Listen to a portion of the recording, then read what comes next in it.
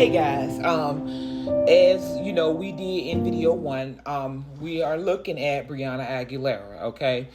The Like I said, timeline I of was events. at A work look at the and I Brianna saw Aguilera this and case. it jumped out at me because, first of all, this is my child's age. My child is now in college and she's now living life and having different experiences.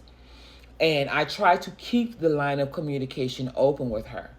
I try to keep it open with all of them. But I have a 28-year-old, a 23-year-old, and then my daughter is 19. And I'm really trying to hold her close because girls are very precious. They need to be monitored. You don't have to, like, back in the day, they put chastity belts on them.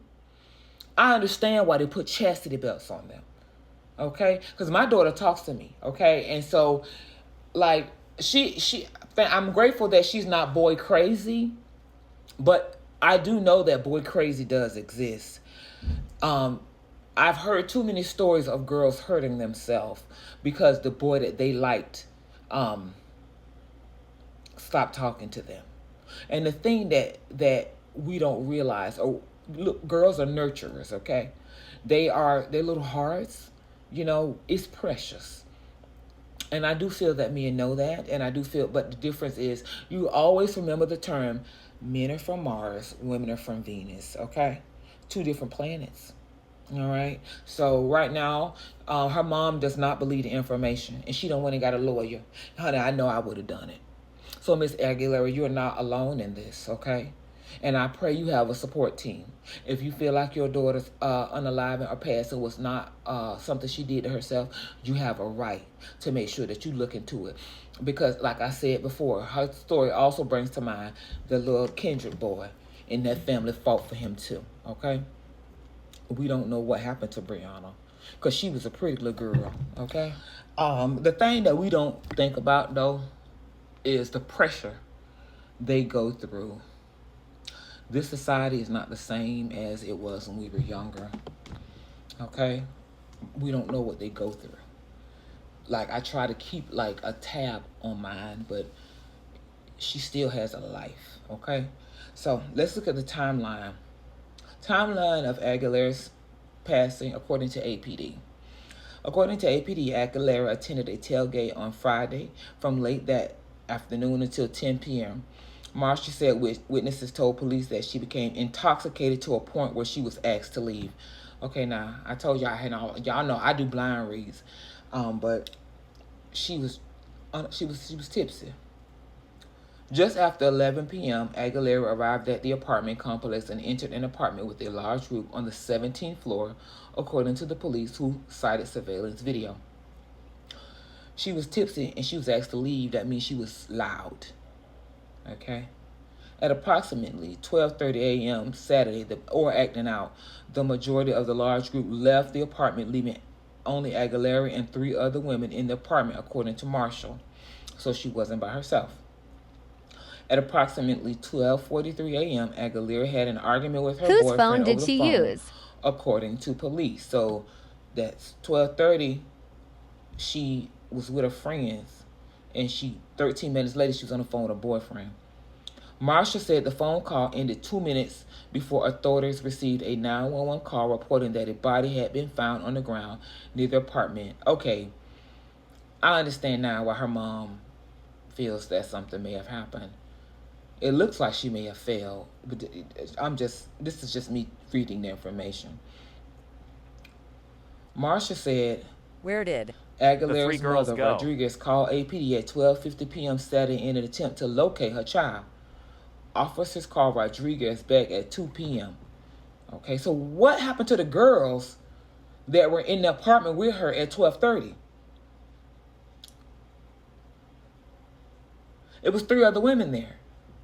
They didn't know that she had failed? Police had located Aguilera's phone and other personal items in a wooded area by 3:30 p.m. I understand. Saturday, near Walnut Creek in a field by the Austin Rugby Call, Marshall said witnesses at the tailgate saw Aguilera drop her phone multiple times. Okay, so she dropped it as she was leaving the event. I believe something might have happened at that event Rodriguez was notified of her daughter's passing at 5 p.m. after police were able to positively identify her, according to Marshall. Okay. Here's something I found on her. They said Brianna graduated from United High School in Laredo, Texas, where she was a seasoned cheerleader and received honors of magna cum laude. She was pursuing her dream of becoming a lawyer and was attending the Bush School of Government and Public Service at Texas A&M.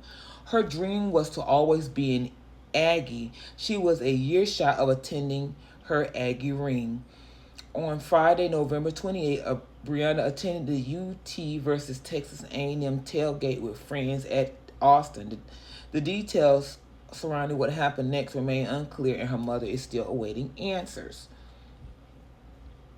Okay. It says here that at a Friday news conference, Busby, whose law firm is representing Aguilera's parents, alongside the San Antonio-based Gomez law firm, called on Austin police to reinvestigate the case and for Governor Greg Abbott to direct the Texas Rangers to conduct a separate investigation. Busby also said the law firm will submit 30 to 40 pages of evidence to Rangers. Busby said Austin police and lead detective Robert Marshall did not have the authority to rule Aguilera's passing as a homicide. Austin Police Chief Lisa Davis denied claims that the department had failed to properly investigate Aguilera's passing and said that misinformation about the case had been circulating. I understand how grief and the need for answers can raise intense emotions and many questions, but sometimes the truth doesn't provide the answers we are hoping for. Okay, so listen, I'm honestly with Aguilera's mother on getting more answers, okay? But I have questions as well, like, you know, how was she on Thanksgiving? Did you notice anything? Have you noticed her pulling away from you? Because there are signs when they're going through things emotionally. And if she have been sending messages to her friends, why didn't her friends tell her mom? So what we really need to do is make sure that we are friends to our friends. I had a friend, and she used to threaten to unalive herself or to hurt herself. She would threaten that all the time.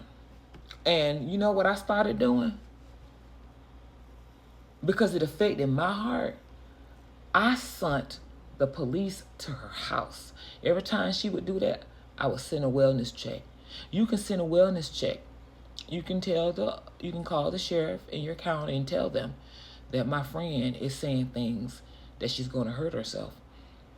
So I'm calling y'all to create an action plan and a buddy system with your friends, that when you notice your friends not acting quite themselves, step in. Okay? And also, young ladies, I need y'all to understand, young ladies and men, the pain that you feel from a heartbreak will pass. But we don't need you to leave, because we need y'all. We love y'all. Y'all are loved. We may not be able to provide the physical sensation that the person that you may have been dating, but our arms hug you tight because we love you, and that love is Thanks genuine. for tuning in. So this is Baby Girl 411 reaching out to y'all, because I've had situations like this where I've known people close to home who have they hurt themselves because of heartbreak, and I don't want to see it happen, not to mine and not to yours. Okay? So I love y'all. This is Baby Girl 411. Drink responsibly, eat wisely, work out, exercise, and kiss the people you love and tell them you love them, because you don't know how long you have with them. Love you. Bye.